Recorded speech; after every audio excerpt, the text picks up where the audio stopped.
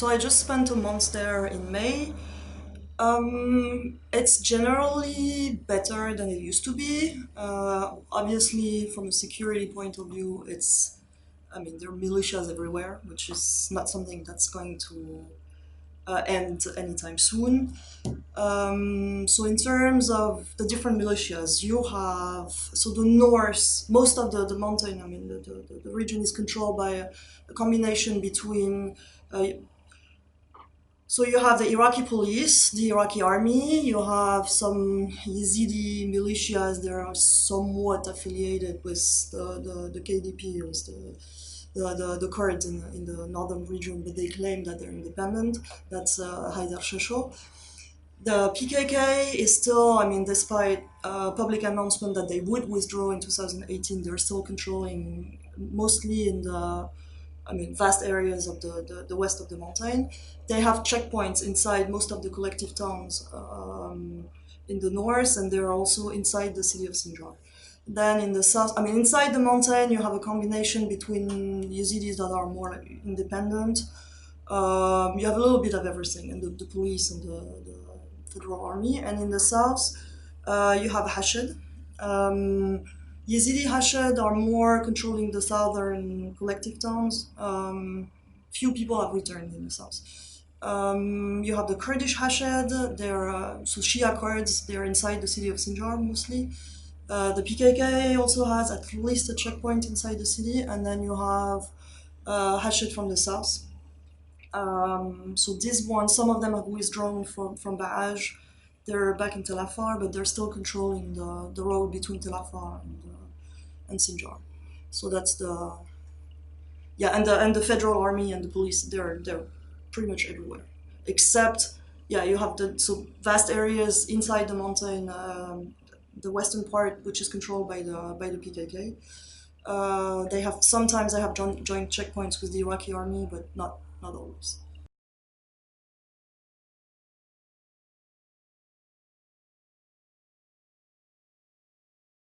So when I started actually working on Sinjar, because I started my PhD, I was working on something else. So I was already familiar with the way identity works in Iraq.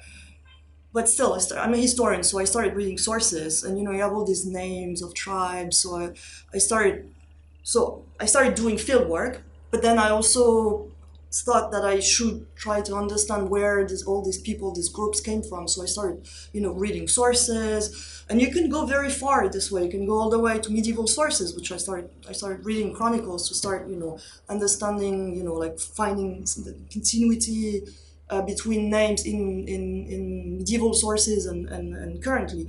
But then pretty quickly I understood that it didn't really make sense because the way tribes work, for example, it doesn't mean that, because you have a continuity in the sources, the same name, it doesn't mean it's necessarily the same people or even the same identity because it's the way tribes work. Um, they absorb, so the other problem in Sinjar is that you have Yazidi tribe, you have Kurdish tribes, and you have Arab tribes. They don't work the same way. The way Arab tribes work is they're more focusing on descent.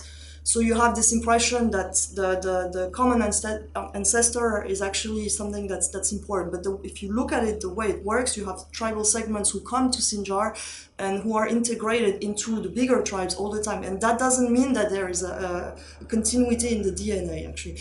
It's the same with Yazidi tribes. They keep and now things are a little bit more complicated after ISIS, but until recently, they absorb even Muslim segments.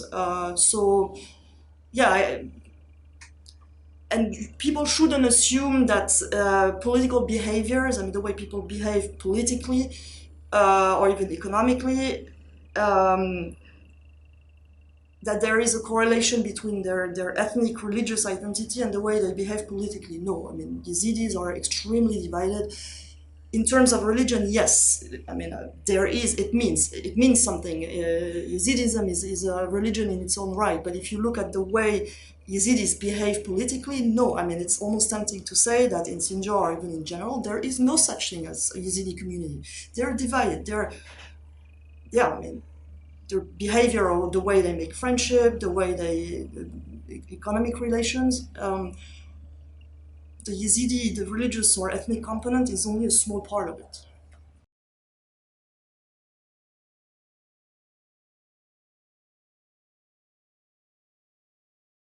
I'd say there's only what I would call petty smuggling in this region.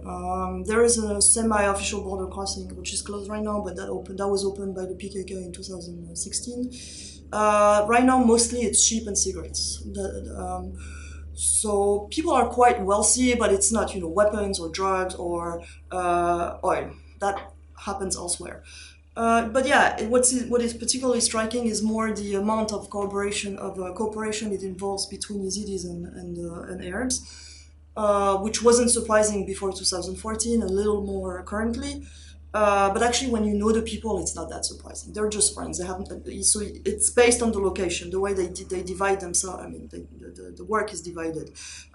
For example, if we take cigarettes, Yazidis are the ones who go buy the cigarettes in Mosul. They bring them. They make some money for cartons. They bring them to Sinjar, to the border, and then it's the Arab villagers on the.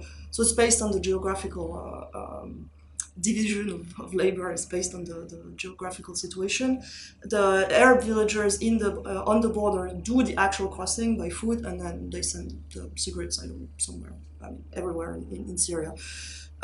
So yeah, based on the location and the history of population, I mean, displacement, I mean, there's a complex history that's also political. These Arabs were brought during the 70s and the 80s. Historically, the border strip was more Yazidi, but now it's, Yazidi villages are, I mean, not inside the border strips, the Arabs. And yeah, I mean, they're friends. So in 2016, a lot of the smugglers, the Yazidi smugglers, were able to take advantage of their networks of Kurdish and Arab friends in Syria to organize rescues of survivors that were taken by ISIS because they were friends. They had Kurdish friends. They had Arab who were actually still inside. I mean, they were living under ISIS, and it was easy for them to. I mean, organize rescues. Arabs would, I mean, ISIS members were actually selling Yazidis openly, so it was quite easy for them just over the phone to organize these rescues.